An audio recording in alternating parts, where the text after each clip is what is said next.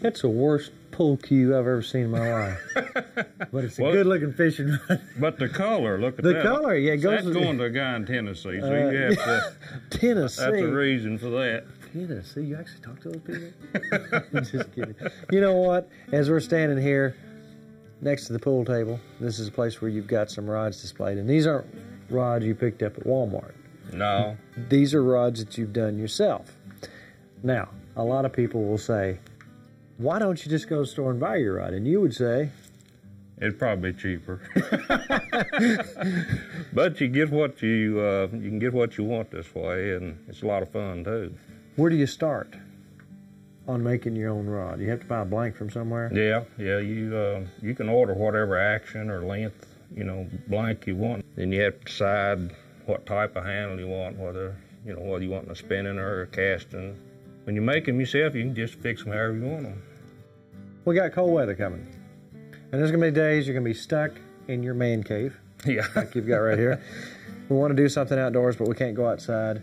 I see you've got a bench set up over here. And it doesn't look like it takes a lot of room to set up a place where you can make your own rod. No, you don't even need nowhere near as much as I've got.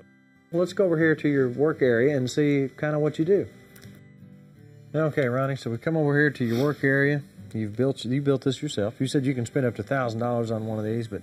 Yeah, I think I've got maybe $12 or $15 on a little turning motor, and the rest of it just out of scrap wood. Basically, what you've got here is a rod that's in production. You've already put the handle on it, and you're getting ready to, what do you call that when you wrap that? That's wrapping the eyes with this little size A thread. This is where I get my tension. I just put them on there, and that's an old decoy weight. Most of your production rods have the traditional big, little smaller, little smaller, little smaller, little smaller, little smaller, which that's not necessary.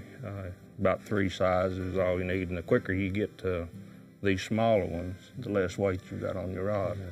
And then after that, you put some kind of glue on it? Yeah, you got a 2-part finish that you mix up. You put it on. You can either use a brush, or I use this little spatula, and you'll just dip it in the finish and coat them all. And then you come back with another little old tool, got a fine point on it. You can make sure that you got your finish in underneath of the front of your eyes. And what you're doing is sealing all of your thread and everything off from no moisture can get in there. This stuff has a tendency to level itself, and it'll all run to the bottom.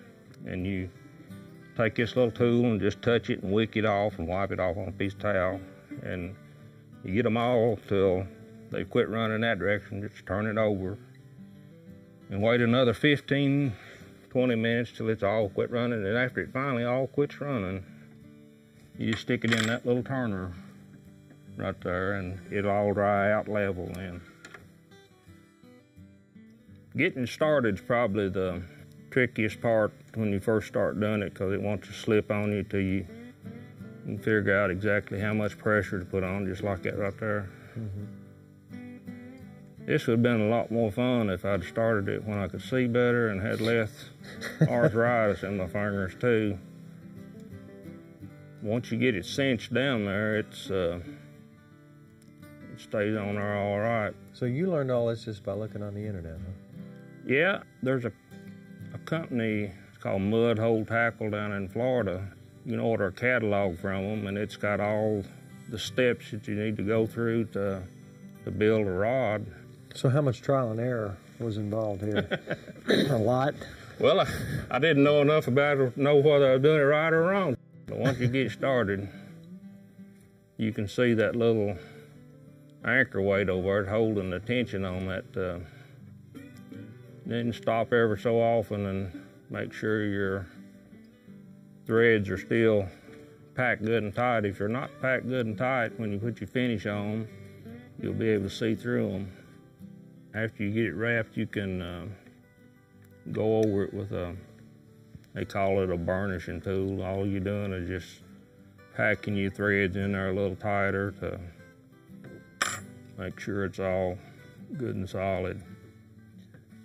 how many hours of work would you say you put in an average one of these rods right here? You have to kind of do it in stages. All together, I don't know, you probably got 10 or 12 hours. You know. Now this one right here, now I'm guessing that one's for my buddy Byron Crawford, because that's his color right there. Now you went to high school with Byron Crawford, and he's a friend of mine, and he's the one that actually told me about you. So I suppose this one's for Byron. That's a Barbie special. Barbie special. This is actually for your granddaughter. Yeah, she's 2 years old. She hadn't got. She's not using it yet, but she says it's pretty and it's mine. It's pretty. And this one's for one of my grandsons, and the reason it's a blue blank and it's got wrapped in green, but he's 5 years old and he's a Thomas the Train fan, and there's I don't know, Percy or one of them is green, so that was the color he picked. Just whatever they want, I'll fix it for them.